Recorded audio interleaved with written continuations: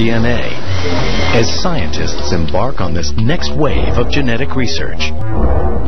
Using advances in human and animal genetics, researchers are now attempting one of the most daring discoveries of all time. At the University of California, Dr. Cynthia Kenyon dreams of finding a way to radically prolong our lives, creating a new age of superhumans. From her labs, Dr. Kenyon conducts pioneering work that goes against all the long-held perceptions of a human lifespan. For a really long time, that aging was something that just happened. We just wear out, like an old car. She's searching for the holy grail of genetic science, the real fountain of youth. Dr. Kenyon is looking for inspiration in the natural world, and she notices a key fundamental trait. All species of animals have very different lifespans. Do different species age at different rates? Why does a mouse age and die in 2 years, and a human, 2 years, we hardly are started? If Dr. Kenyon is able to identify and manipulate the gene that governs this lifespan, she might just be able to change the way we age forever. She believes that the key to our future lies in this tiny creature known as C. elegans, or the roundworm. They are just a millimeter in length, the size of a comma in a sentence. C. elegans ages and dies in just about 3 weeks. So it's really easy to study them, and also it's very easy to manipulate their genes. Despite their size, these worms have an important bond with humans, and it's all about our shared genetic code. DNA is the universal language of all living things. Worms might be one of the simplest organisms, but they share an amazing 50% of their genes with humans.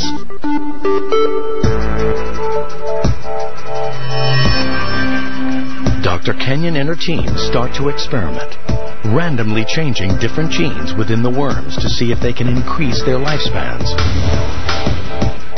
You take the normal worms, you treat them with a chemical that at a low frequency will change the structure of the DNA. The tests require a lot of patience, with little guarantee of success, and not everyone is convinced by the investigation.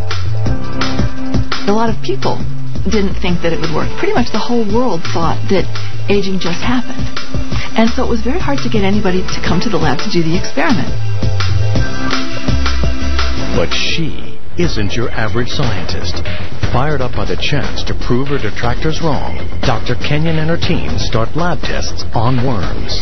You couldn't hold me back, because I was really very, very excited about this idea. And I thought there would be something really interesting. There's a whole network of genes that interact with each other. They control aging. And it was just waiting to be discovered. Against all odds, the team makes an astonishing discovery. They identify a key gene called DAF2 that affects aging. By altering this one gene in the worm, they're able to dramatically change the life expectancy of the C. elegans. It took them 2 days to age as much as a normal worm would age in 1 day. The life patterns of the normal test worms compared to the DAF2 mutant worms are very different. The untreated group is sluggish and slow, while the mutants are bursting with energy and vitality. Dr. Kenyon and her team continue analyzing the new mutated worms, and what they find next is truly astonishing. Yet another gene that may play a role in aging. It's called DAF16, and it now multiplies the worm's life by 6 times. And it was actually almost creepy. You would look at the plates of worms, and the normal worms, they'd be dead. There wouldn't be any worms. And these ones would still be moving, and you'd think, gee, they should be dead, but they're not, and they're moving around. This new generation of mutants stay young, extremely active, and develop a superpowered resistance to diseases. It's the breakthrough Dr. Kenyon has been waiting for, and she's now using this knowledge to start the search for similar aging genes in humans. Technology is riding a wave of new genetic applications led by sequencing, which is changing the way we look at ourselves and the world around us. There's still so much more to uncover. Scientists have only just begun to rediscover that parts of our DNA once deemed junk, or not containing instructions for proteins, may actually hold key clues to how cells, tissues, and organs behave. The frontiers of genetic science could be rewritten. But for now, through genetic mapping, we are opening up a safer world where we can live healthier lives and cure illnesses that were once deadly. DNA sequencing is being used to solve real-world problems today.